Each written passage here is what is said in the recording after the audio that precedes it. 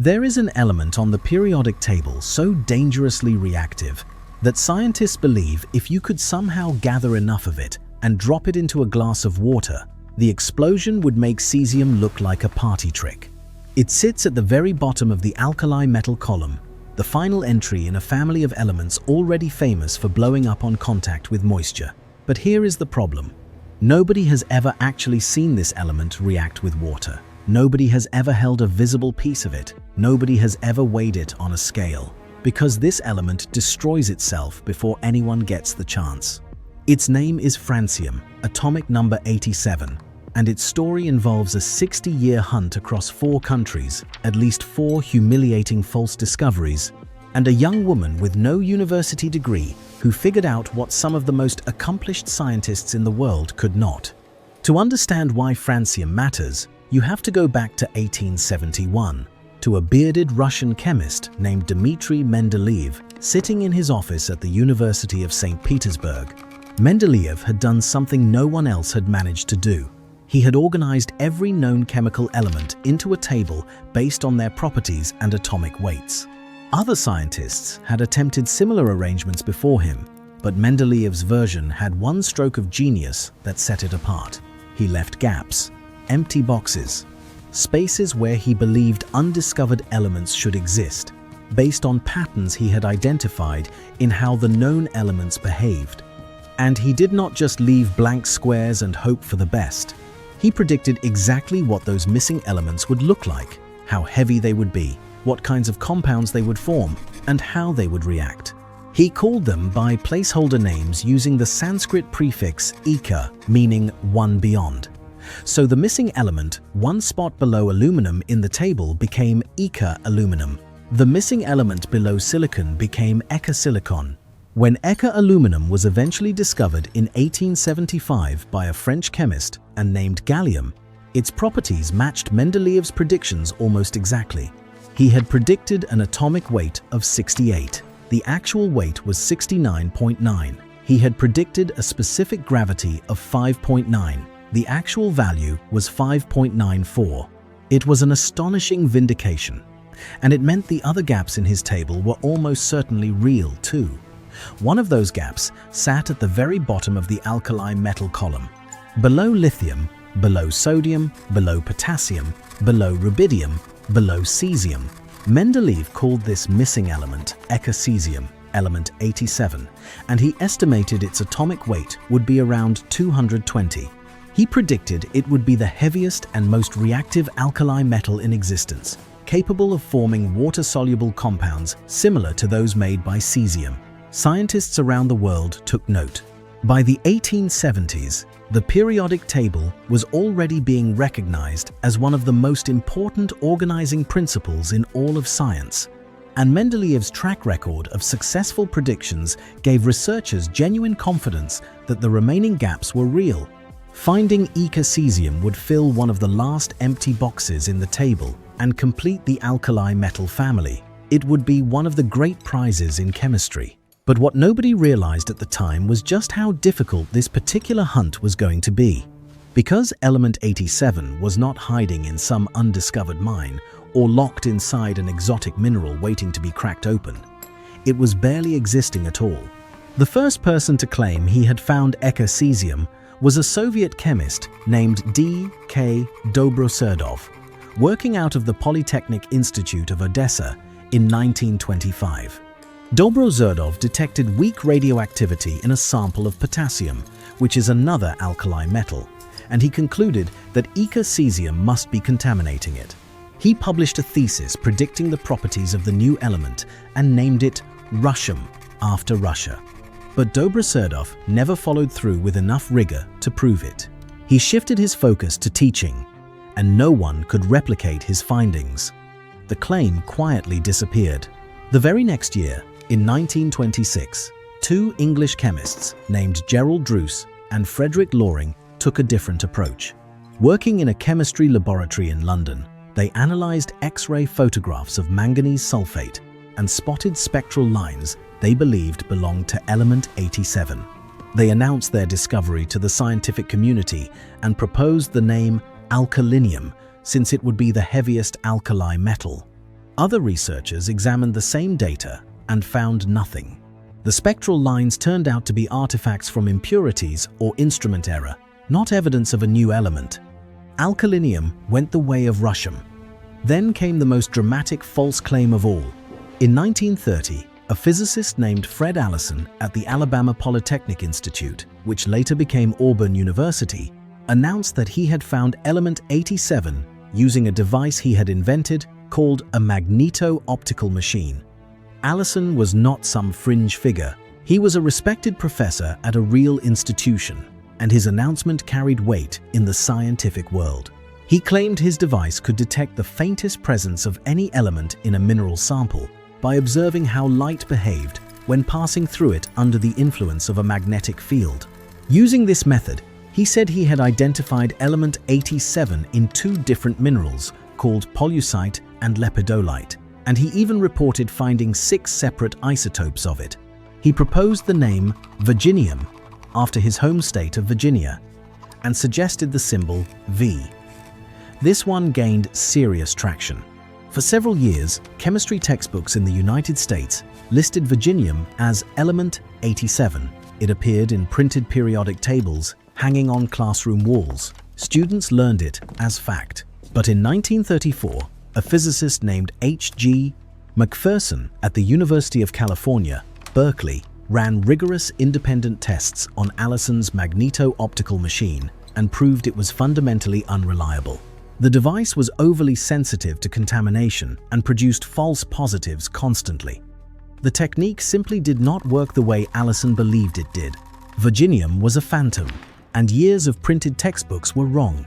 The final false alarm came in 1936, when a Romanian physicist named Horia Hulubei and his French colleague Yvette Cauchois used their high-resolution X-ray apparatus to analyze pollucite once more. Working in a Paris laboratory, they believed they had found the spectral fingerprint of element 87 and proposed calling it Moldavium, after the historical region of Moldavia. But the scientific community was deeply skeptical by this point. Too many claims had fallen apart. 4 teams, 4 names: Russium, alkalinium, Virginium, Moldavium, and 4 failures. Independent verification never came for any of them. So by the late 1930s, element 87 had been predicted for almost 70 years, and the hunt seemed almost cursed. But the person who would finally crack it was not a professor at a prestigious university or a physicist with decades of published papers. She was a 29-year-old laboratory technician in Paris who had never earned a university degree. And she was not even looking for a new element when she found one. Marguerite Perey was born on October 19, 1909 in Villemomble, a small town just east of Paris. She was the youngest of 5 children. Her father, Émile, owned a flour mill, and for a time the family was financially comfortable. But the First World War arrived in 1914 and shattered everything. Her father died during the conflict, and the family's income vanished. Her mother started giving piano lessons to keep the household running. Marguerite had dreamed of becoming a doctor, but university tuition was out of the question. There was simply no money. Instead, she enrolled at the Technical School of Women's Education in Paris and earned a chemistry diploma in 1929. It was not a full university degree, not the kind of credential that would open doors at prestigious research institutions, but it qualified her to work as a laboratory technician, and that was enough to get her foot in one very important door. That same year, at 19 years old, Marguerite Perey walked into the Radium Institute in Paris for a job interview. The building sat near the Jardin du Luxembourg, and Perey later described it as melancholy and somber. A woman dressed entirely in black, her hair pinned in a bun, thick glasses framing a pale face, conducted the interview. Perey assumed she was speaking with a secretary or an administrator. She was not. The interviewer was Marie Curie, the most famous scientist in France, the only person at that time to have won Nobel Prizes in 2 different scientific fields. The interview went badly, or at least Perey thought it did. She left the gloomy building feeling relieved that she would never have to go back. And then she found out she had been hired. Marie Curie trained Perey personally, making her a personal assistant and eventually a trusted confidant. The culture inside the Radium Institute was unique for its time. A significant number of the researchers were women, and they were deeply loyal to Curie, though by most accounts Curie herself remained emotionally distant. The women supported each other and often collaborated, creating an environment that was rigorous but tight-knit. Perey's first assignment was to isolate and purify actinium, a radioactive element discovered in Curie's own laboratory back in 1899 by the chemist André-Louis Debierne. Separating actinium from uranium ore was grueling, precise, repetitive work. Naturally occurring uranium contains an almost absurdly small amount of actinium, roughly 0.2 milligrams per ton of ore. That means if you had 1,000,000 grams of uranium ore stacked in a laboratory, you would find less than 1/5 of a milligram of actinium inside it. Perey spent years learning to extract this vanishing quantity with extraordinary skill. She became one of the foremost experts in the world at purifying actinium, all while working in a lab with almost no radiation safety protocols. Workers handled radioactive samples with their bare hands.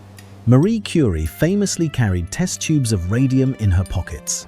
5 years after Perey started at the Radium Institute, in 1934, Marie Curie died of aplastic anemia at 66 years old. The disease was almost certainly caused by decades of radiation exposure. Perey was devastated.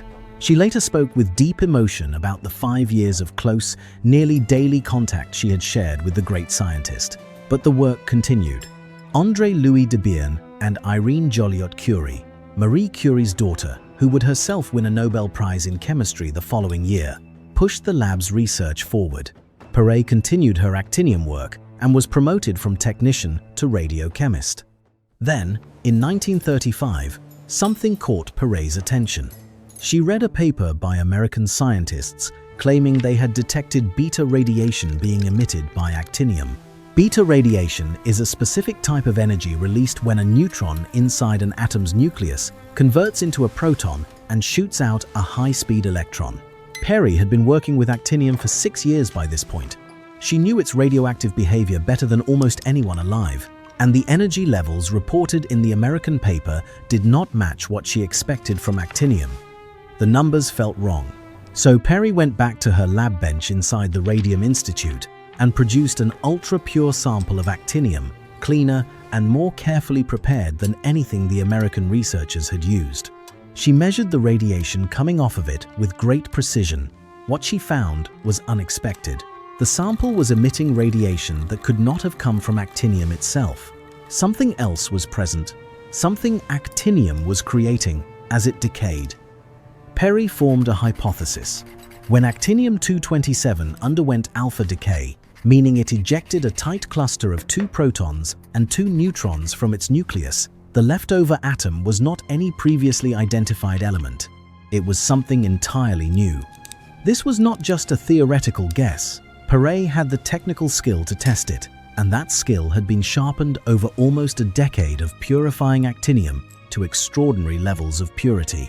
She began testing her hypothesis methodically, performing hundreds of fractional crystallizations inside the Paris laboratory, separating the actinium sample into smaller and smaller portions and carefully analyzing each one as quickly as she could.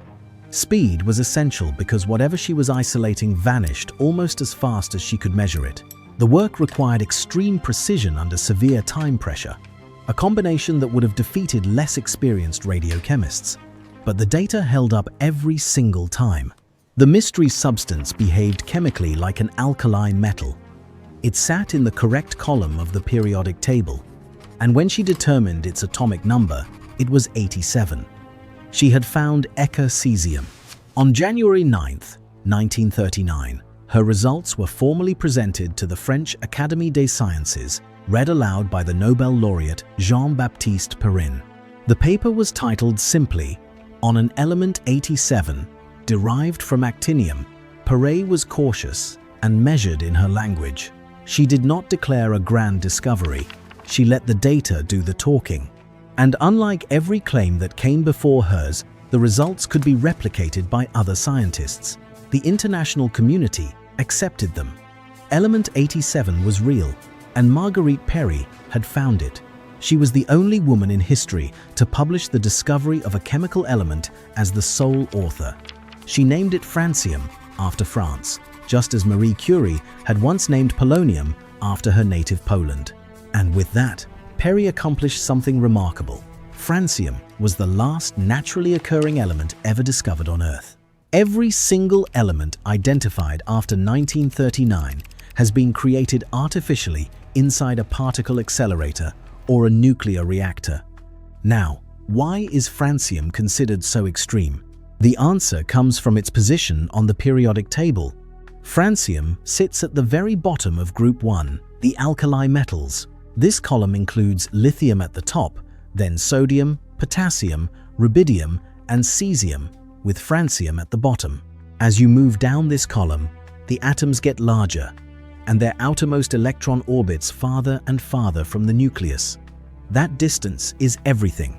The farther the electron is from the center of the atom, the more loosely it is held, and the more easily it can be ripped away during a chemical reaction.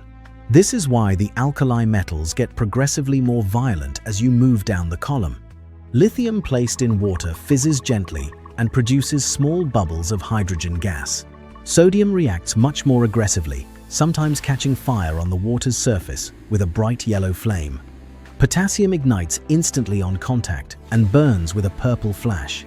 Rubidium explodes, and cesium detonates almost the moment it touches water, blasting apart with enough force to shatter a glass beaker into fragments. Each step down the column is more violent than the last, and francium sits below all of them.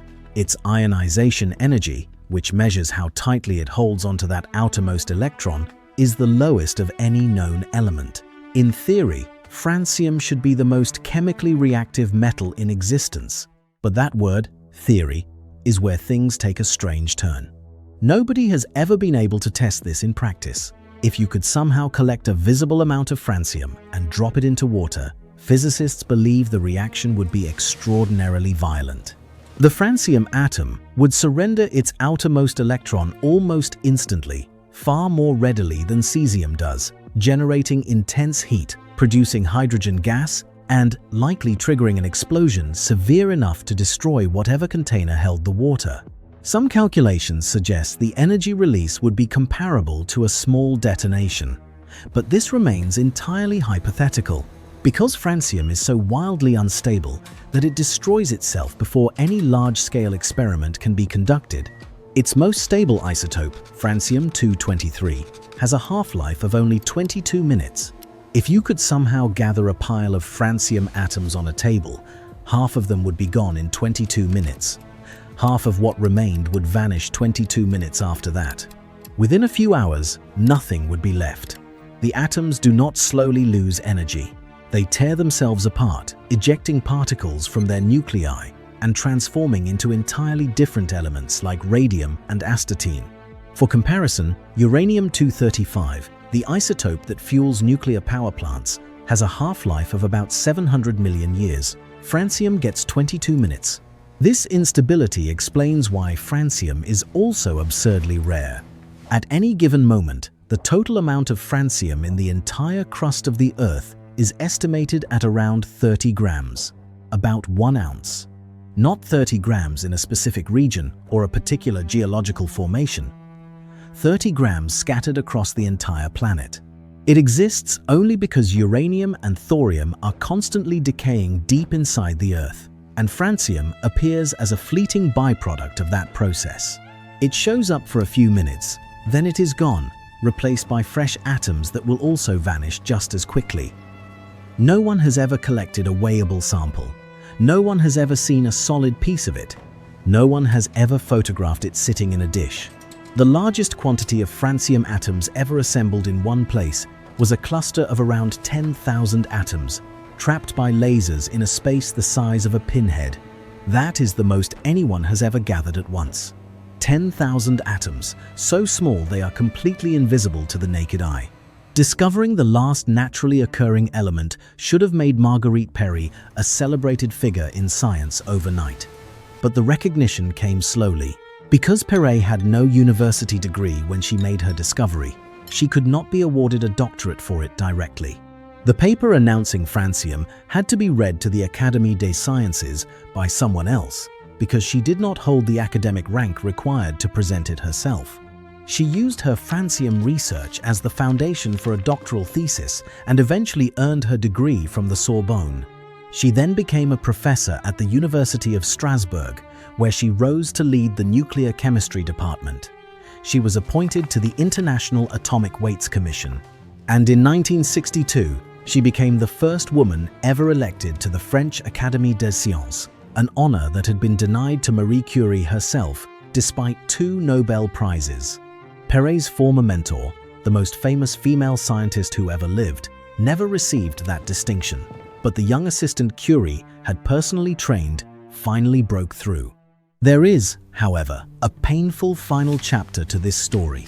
Perey had spent decades handling radioactive materials, first at the Radium Institute in Paris and later at the University of Strasbourg.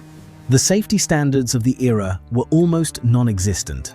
By her later years, Perey's body had absorbed so much radiation that she reportedly set off Geiger counters when she entered laboratories.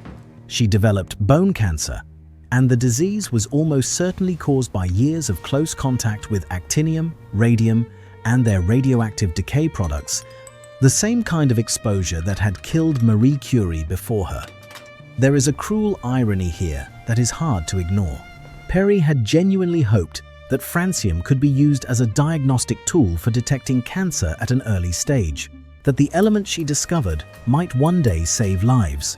Instead, the very materials she worked with to find francium bombarded her bones with radiation for years, and that exposure ended her life. She died on May 13, 1975, at the age of 65, and was buried in Louveciennes, a quiet commune west of Paris. But the story of francium did not end with Perey. In the 1990s, a team of physicists at Stony Brook University in New York did something that sounded nearly impossible. They trapped francium atoms and held them still long enough to study them. The team, led by physicists Luis Orozco and Jean Sprouse, devised a method to create francium atoms by firing beams of oxygen from a superconducting linear accelerator at a gold target heated close to its melting point. The nuclear collisions produced francium-210, an isotope with a half-life of only about 3 minutes. 1 million ions per second came streaming out of the target, but the atoms were born with far too much energy to study directly, so the team invented techniques to cool them down almost instantly. Then they used 6 laser beams and a carefully shaped magnetic field to hold the cooled atoms suspended in a tiny volume smaller than a grain of sand. They managed to trap more than 10,000 francium atoms at a time, enough to see as a faint glow on a television camera. As Orozco explained, you cannot have a bottle of francium or a pellet of francium. You have to be making it all the time in order to work with it. The atoms lasted a few minutes and were gone, replaced immediately by new ones from the accelerator. These experiments were not just a stunt. By trapping francium and studying the light the atoms emitted, the Stony Brook team measured transitions between atomic energy levels with remarkable accuracy. The results matched predictions from quantum theory almost exactly. This mattered because francium's atom is unusually useful for testing fundamental physics. It has over 200 nucleons packed into its nucleus, giving it a strong enough internal electromagnetic field to amplify certain subtle effects that are nearly invisible in lighter atoms. At the same time, its single outer electron gives it a simple enough atomic structure that physicists can actually calculate what they expect to see. That combination, a heavy nucleus paired with a simple electron configuration, makes francium one of the best candidates in nature for probing the weak nuclear force, one of the 4 fundamental forces that govern how matter behaves at the subatomic level. The weak force is responsible for certain types of radioactive decay, and any deviation from what theory predicts could point toward new physics beyond the standard model. Researchers continue this work today at facilities like Tri-UMF in Vancouver, Canada, where next-generation atom-trapping equipment allows even more precise measurements. The Italian National Institute for Nuclear Physics in Legnaro has also built francium trapping systems based on the original Stony Brook design. Each generation of experiments improves on the last, squeezing more data out of atoms that exist for only a few minutes before vanishing. Francium remains one of the strangest contradictions in all of science. It is theoretically the most reactive metal on the periodic table, but no one has ever watched it react. It exists in nature, but barely, maybe 30 grams on the entire planet at any moment, constantly being created and destroyed in the radioactive decay of uranium and thorium deep beneath the surface. It was predicted in 1871, hunted for nearly 70 years, falsely discovered at least 4 times, and finally identified by a young woman who started her career as a laboratory assistant with no college degree. She went on to break into the most prestigious scientific academy in France, achieving an honor her legendary mentor never received. And the element she found, the one she hoped would be used to fight cancer, contributed to the radiation exposure that ended her life at 65. Francium does not care about any of that. It shows up for 22 minutes, tears itself apart, and starts over. Every atom of it on Earth right now is temporary. In the time it took you to watch this video, every single atom of francium that existed on the planet when you pressed play has already decayed into something else. A completely new set of francium atoms has taken their place, and those will be gone soon too.